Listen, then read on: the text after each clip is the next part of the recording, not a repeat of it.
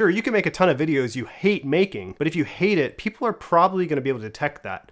By the time you're watching this, on my main page, Danny Pops, I'll have reached about 50,000 subscribers. You may be wondering how? The answer is much more nuanced and a culmination of multiple factors combined together to get me there. And yeah, 50,000 subscribers is not that much compared to a lot of other people, but for some people that is a lot. And it generates enough income that I can basically pay my rent forever with this income if I keep doing it, and it keeps growing each year. In fact, last year it grew about 30 to 40% in total income.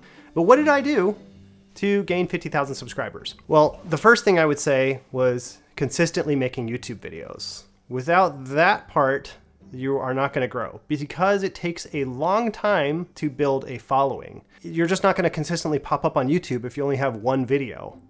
You've got to continuously make more.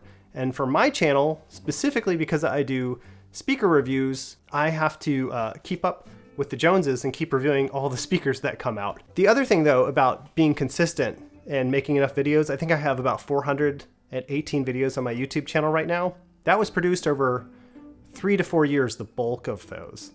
And it was fed directly from people watching the reviews and me getting positive feedback. And that kind of links into the second component of this. It's not just consistency, but loving what you do. Getting the feedback from people, watching the videos, leaving comments was fuel enough for me to get positive reinforcement, that positive attention that, oh, people find this interesting. And so because I like producing those videos and I like getting the feedback, it makes it much easier to be consistent. Sure, you can make a ton of videos you hate making, but if you hate it, people are probably going to be able to detect that on camera. People are very smart.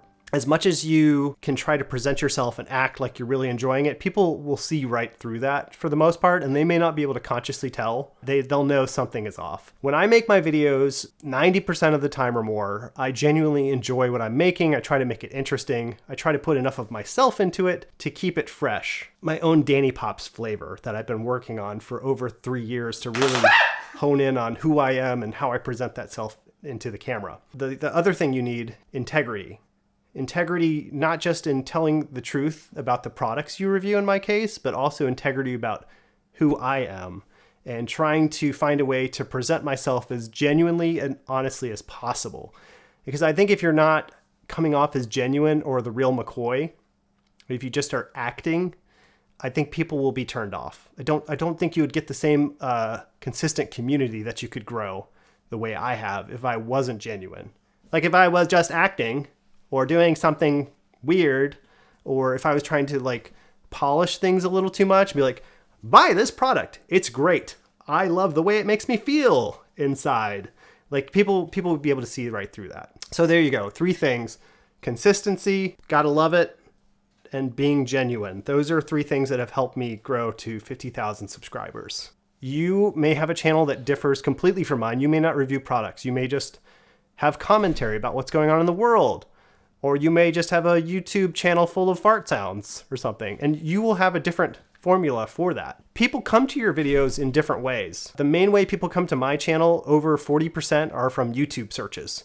So they don't really care who I am, to be honest. Like, even though I have 50,000 subscribers, if the video I'm making is not relevant to them, nobody is going to come watch it because they're not always coming for me. What I hope happens is that they eventually see enough of me that they decide, you know what, Danny's a pretty interesting guy. He has a valid, unique take on things. I would like to see what he says about a lot of stuff. And eventually I'll be trading the audience that searches for products like this to people who search for Danny Pops. But that's going to take a long, long time. 50,000 people is not enough.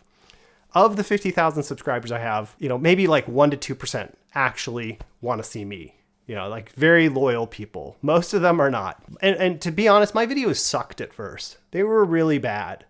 But it didn't matter because it was a fun space to learn in, and I enjoyed talking about speakers because I just was really impressed with the product I had, and I was basically just making a review to review a speaker, and people just seemed to gravitate towards that. I'd be curious what you guys think. What is your current strategy for growing your subscriber base or building your YouTube channel?